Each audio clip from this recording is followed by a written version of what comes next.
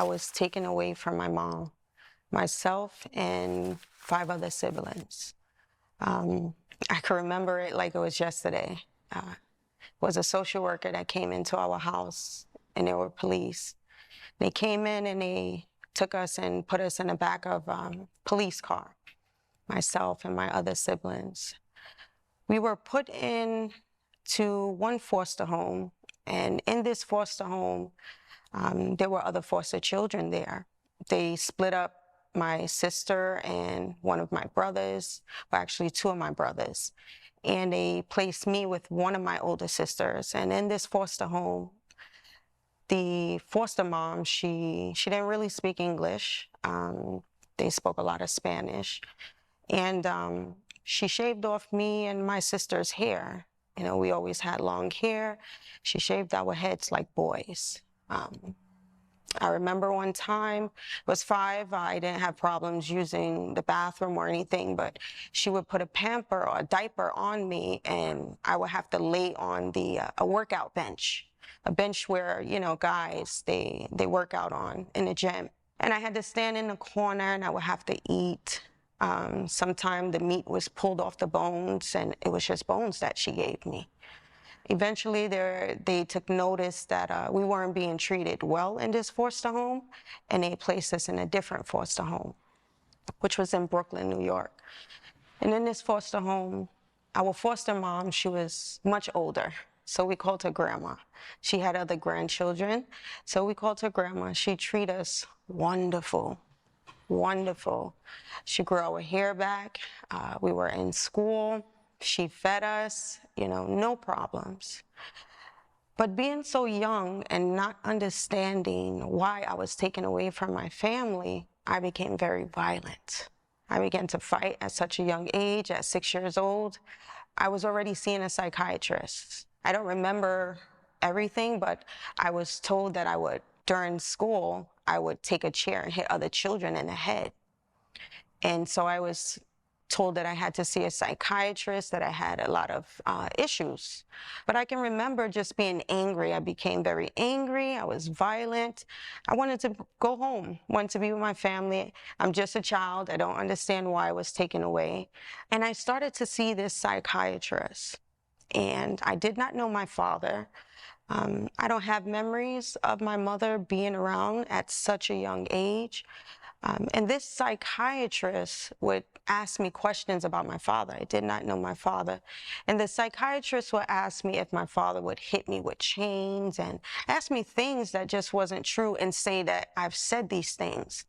And I can remember as young as I was that these things were false. It wasn't true, but they were writing these things down and claiming that I said that, you know, my father has done these things to me. So we're in a foster home in Brooklyn for a few years, loved the family. Like I said, I was very violent, I was bad. Not sure if she was supposed to whoop me, but I got a lot of whoopings. My sister, I remember being in a foster home, and my sister, she just seemed like there was no problem. She's older than I am. And she seemed like she didn't have a problem with being there. And I remember one time just seeing her, she seemed happy.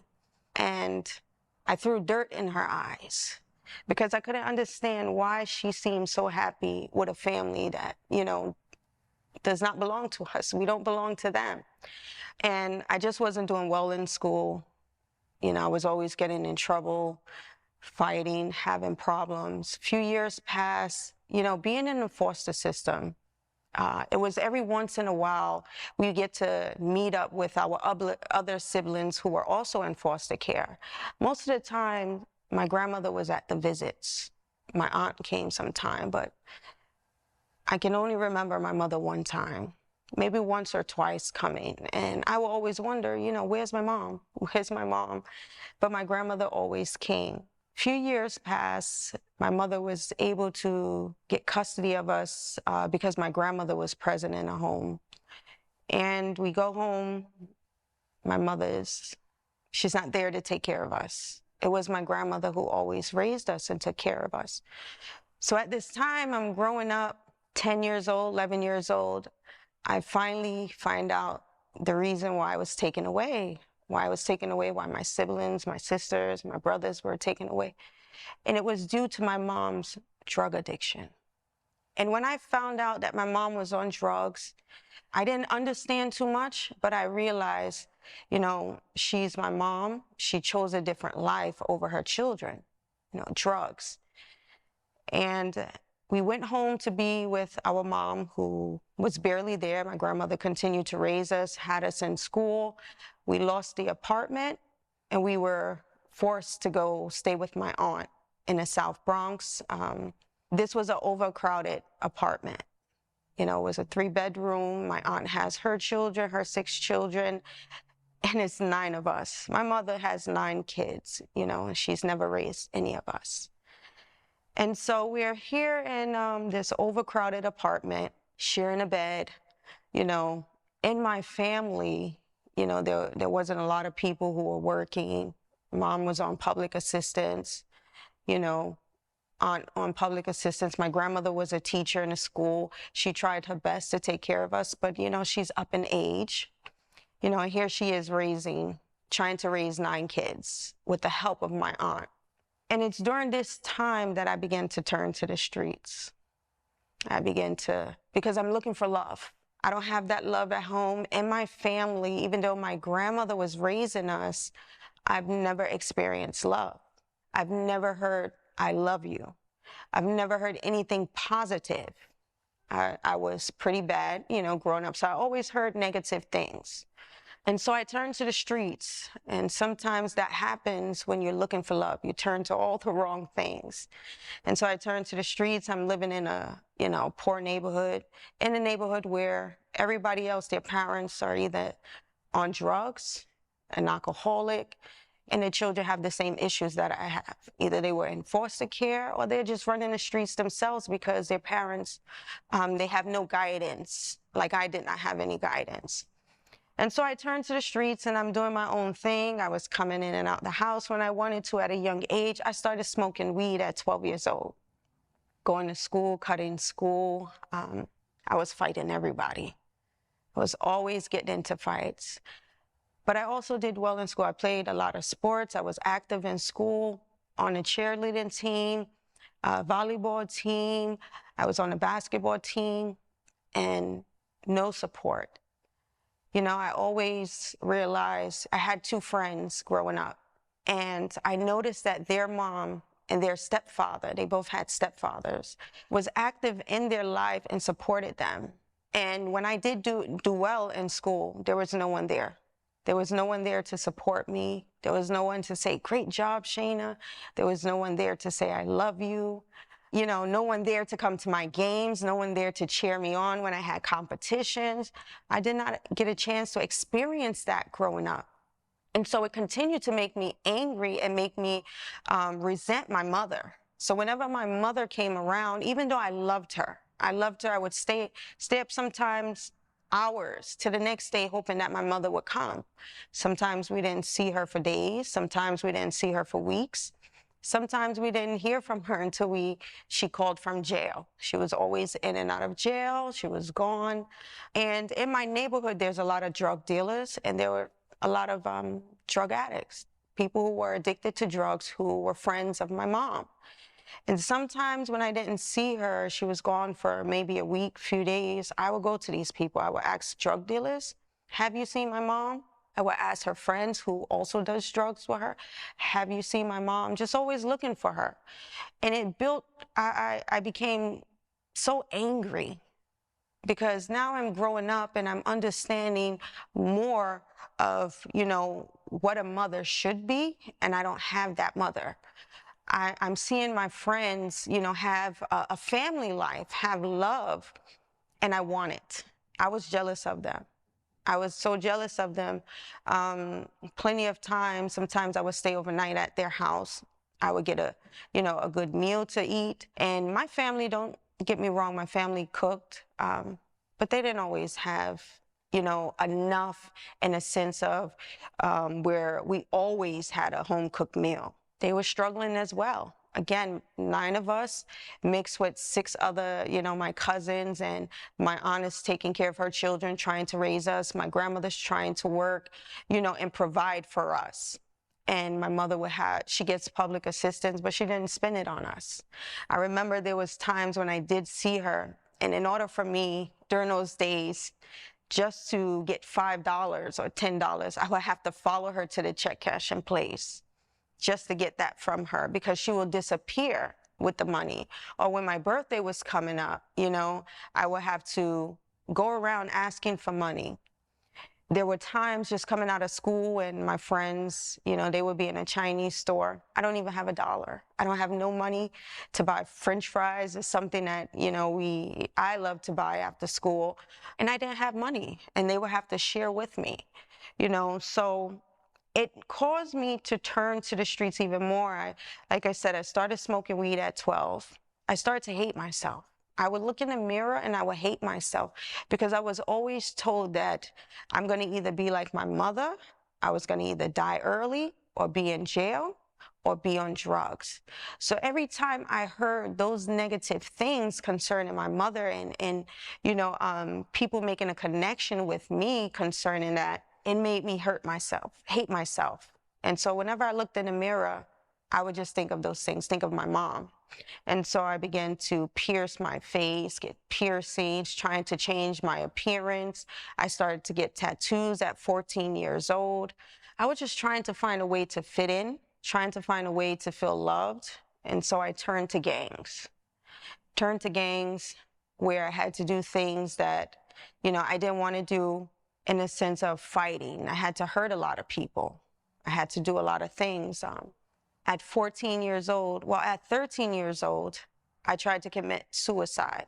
The thought that came into my mind where I wanted to commit suicide, because I hated my life. I had just gotten into an argument with my aunt. My mother wasn't there. She was missing for a few days. And I just said, I don't want to live anymore. And so I took a knife and I put it to my neck.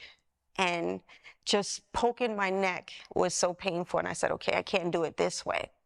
And so I put it to my stomach, to the side, and it was still painful. And I said, okay, I can't die this way. Then I found a rope that we use to jump double dutch. And I tied it around my neck and tied it to the bunk beds. We had a big wooden bunk bed in a room. And I tied it to the bunk beds, and I kneeled down so that I can hang myself, but it was so uncomfortable and I could feel myself suffocating. So I said, I don't want to die this way either. Too painful, didn't like the feeling. And I saw these pills, and I knew if I take these pills, I'll die in my sleep. It would be pain-free. And so there was a relative there, an aunt that I had just met. She's a few years older than I was, from my grandfather's side. I didn't know her. I recently met her. She was there, and I told her, I said, I'm going to kill myself. And she said, I dare you. And because she said, I dare you, made me want to do it even more. And here she is. One of my younger sisters were there at the time, and she was telling me, no. She said, Shayna, don't kill yourself. And my aunt, she was encouraging me. She was encouraging me. She would say, I dare you, do it. You won't do it. And I took all 5 of those bottles. All 5. I took it. I took those pills, and I knew that in my sleep I was going to die. But by the grace of God, I woke up. But when I woke up, I felt the effects of the pills. And so I grabbed the bottle of pills, and I went to my grandmother, and I just put them all on her lap. And that's all I could remember. The next thing I remember was I woke up with them pumping my stomach. And I was in the hospital. My mom was there. And as sad as it is to say, this was the first time, the first experience where I felt like my mom loves me, because she was there, even though it took something so horrible, for her to seem like she cares, or, for her to be around. And just the fact that she was there during this time, I felt relieved. I'm not going to say I felt love, but I felt like, she cared a little bit. you know? And at one point, it was making me believe that I got to do these things in order to get some kind of love from my mom. But unfortunately, after being in the hospital for a little while, being on suicide watch, I was released. My mom went back to living her life. I went back to running the streets. More gangs, smoking, coming home whenever I wanted, cutting school. So I decided at 15 years old that I would sell crack. I'm not working, you know, my mom is not here. I don't know my father. So at 15 years old, I started to sell crack. I started to sell weed from my aunt's house. She had no clue that I was doing it from her house. I'm sure she found out when she started to see them knock on the door looking for me, when she saw other drug addicts come and knock on the door for me. And also at 15 years old, I met a young man.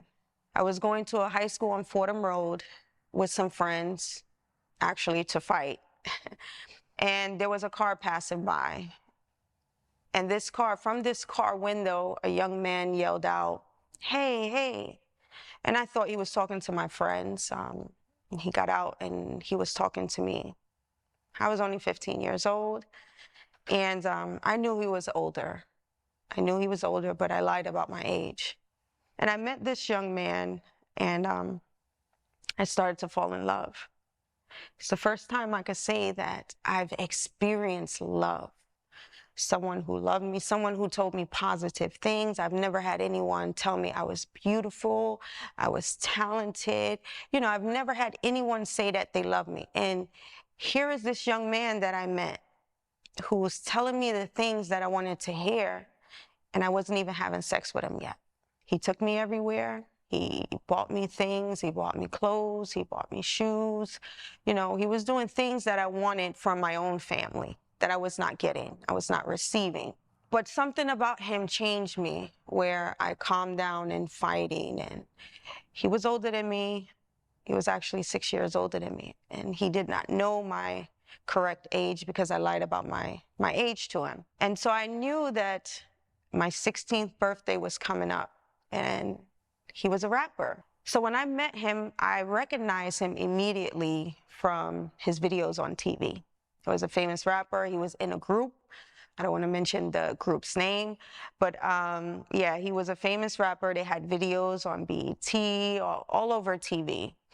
And so he took me everywhere, took care of me, and I began to change. I stopped fighting, and I wasn't given so much trouble. I didn't want to be home anymore. I just wanted to be with him. And I knew that, you know, because of his age, and he's famous, everywhere we went, people wanted his autograph, girls wanted pictures with him. I knew eventually I would have to be intimate with him. And I've never been intimate before. I've had boyfriends before, in a sense where during that time, you know, we just claim each other. This is, you know, my boyfriend. He say I'm his girlfriend. Nothing too serious. I've had my first kiss with someone in the past before him, but I've never been intimate with anyone. And so I knew that this young man is much older than I am. I know that he, you know, he's experienced sexually. He's sexually active. And so I decided I would ask someone, what is the right age to have sex? And I was told 16. And my 16th birthday was coming up. And so it was on my 16th birthday where I decided I'm going to sleep with him. He did not ask me, but I decided I was going to sleep with him. I got pregnant. I got pregnant my first time being intimate.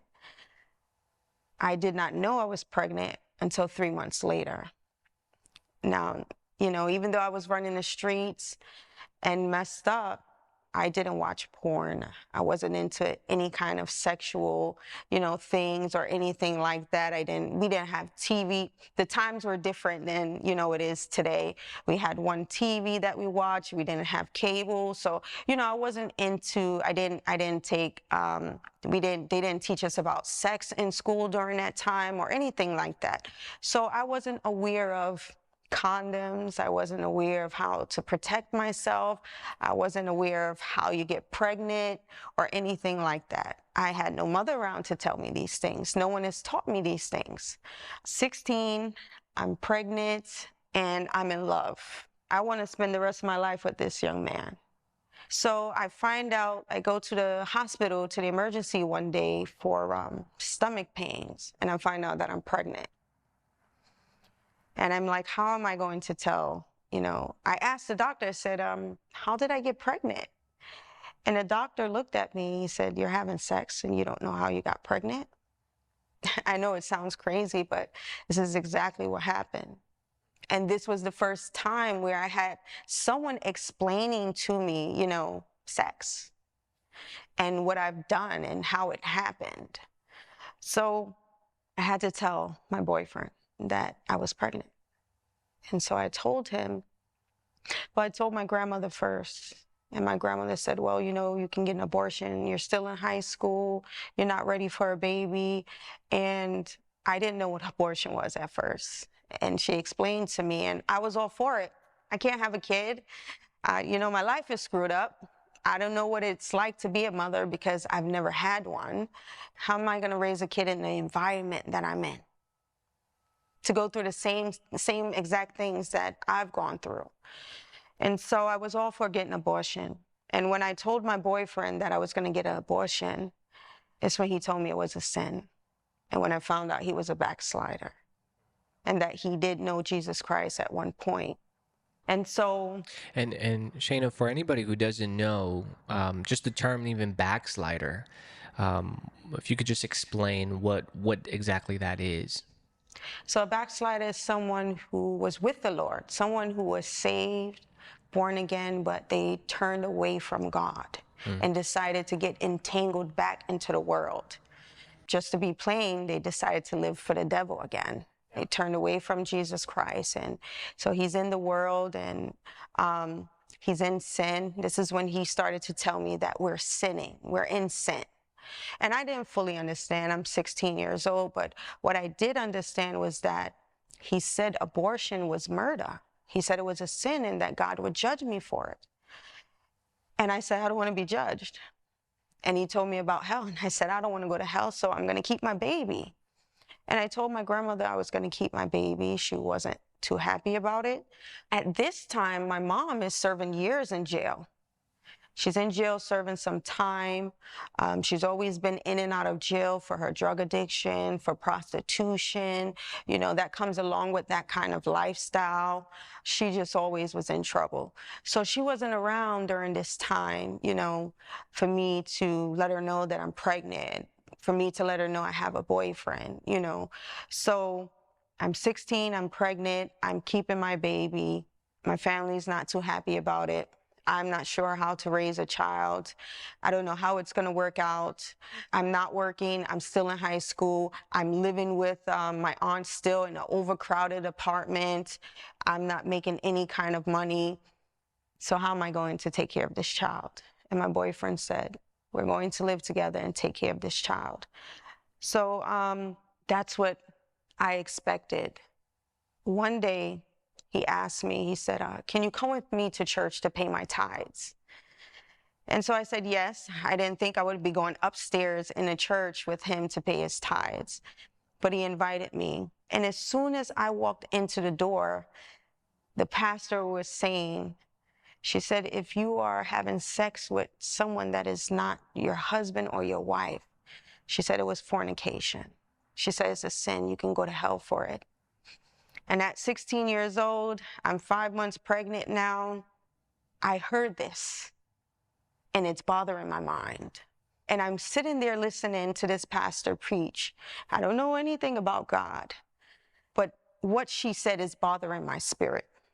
It's bothering me. I'm feeling convicted. I didn't know that I was feeling convicted, but I knew what I was doing, what she said I was doing was wrong, is wrong.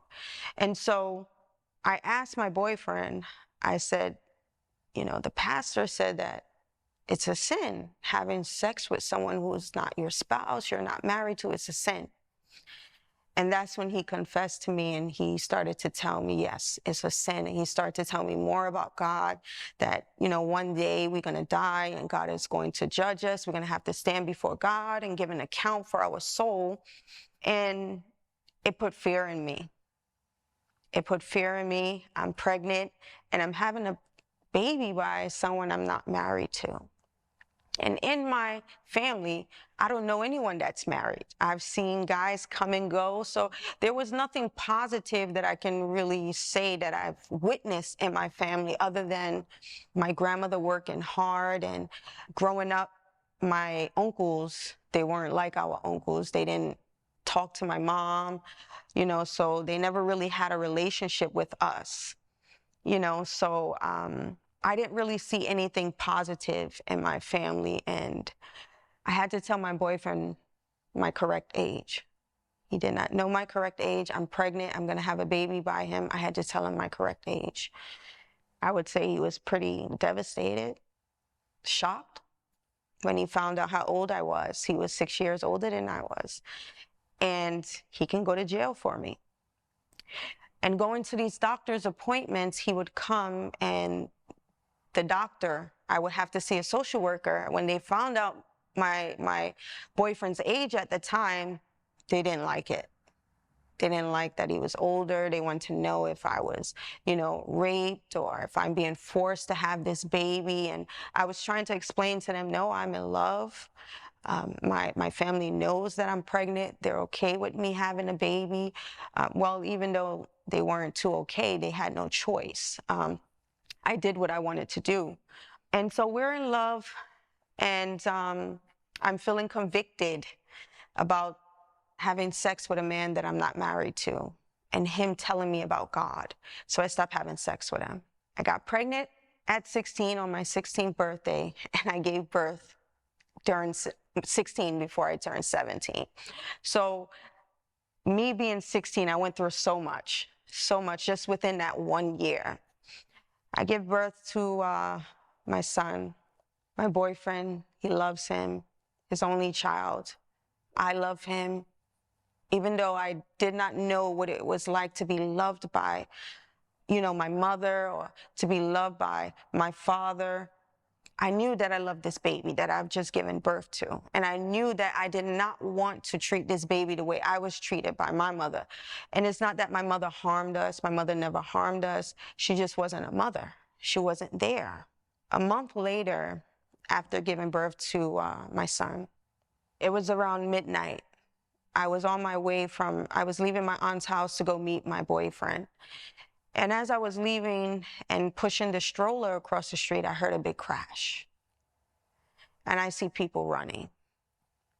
And I knew it was some kind of car accident. And I see my little brother just running. And I asked him, my little brother was with my boyfriend. I asked him, I said, hey, where's, And he said he got hit by the car. And so I rushed over to see, and I see my boyfriend on the ground. And he's crying, and he was repenting of his sins.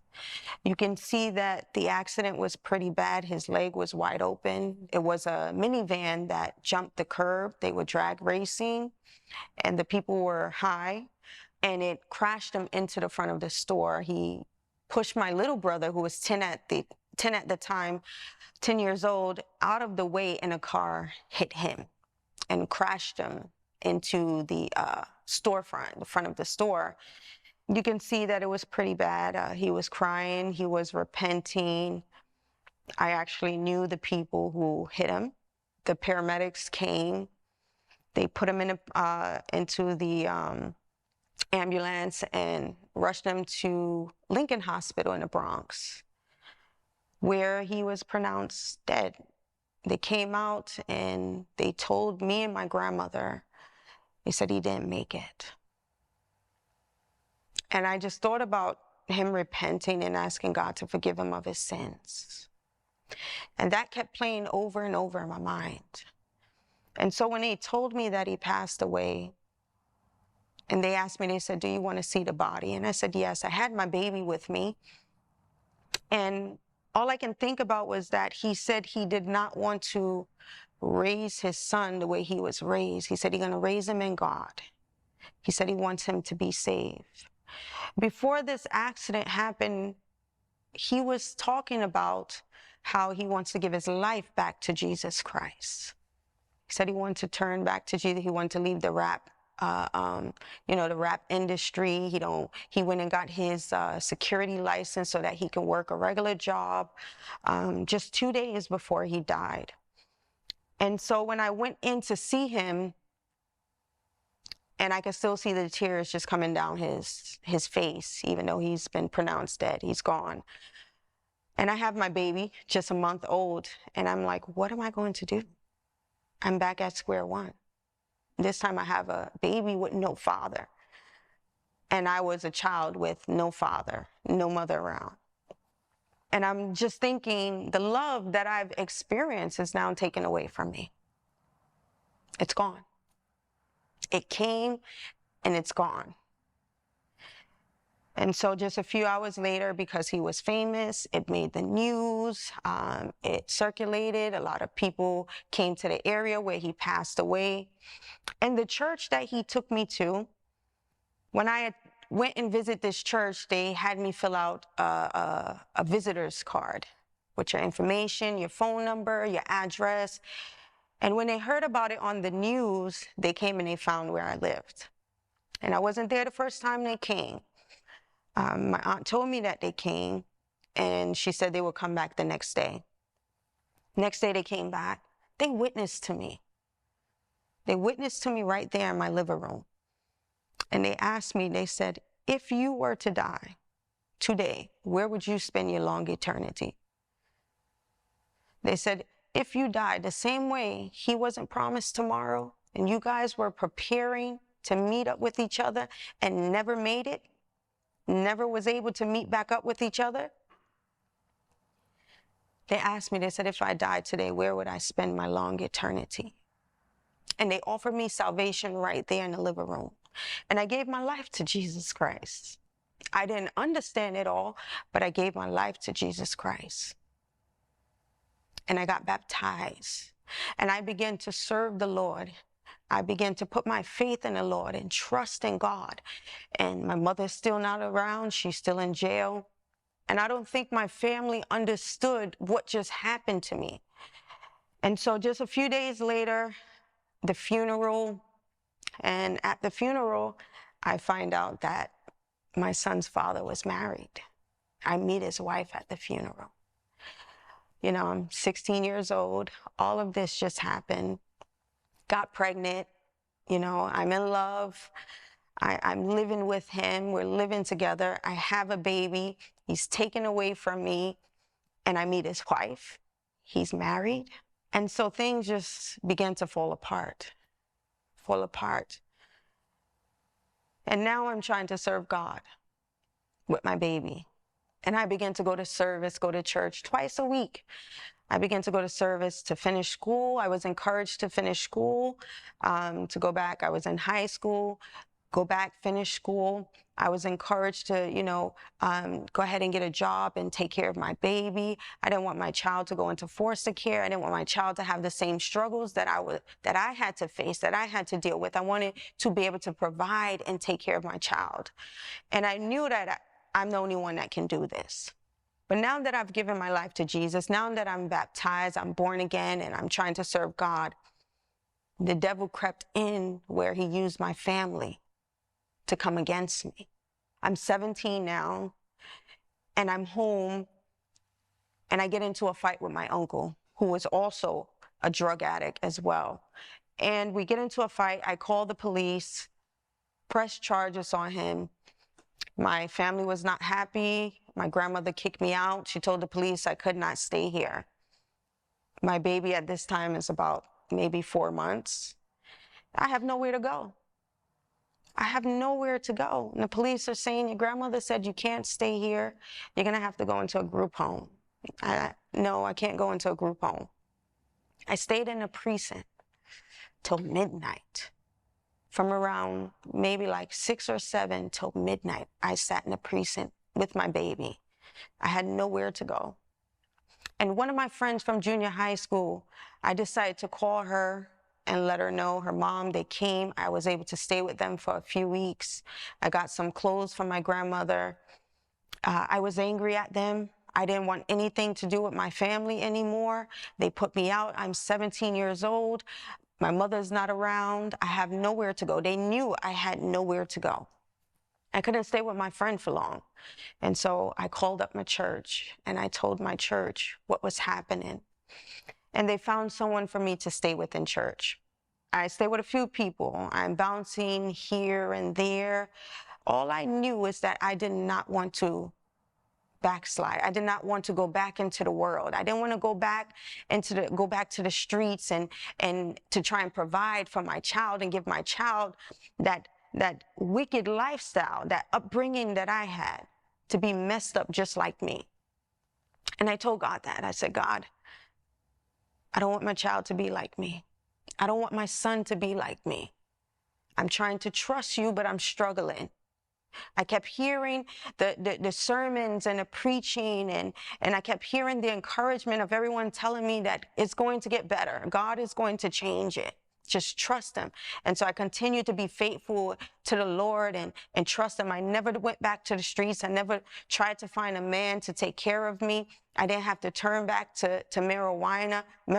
I did not have to go back to selling drugs.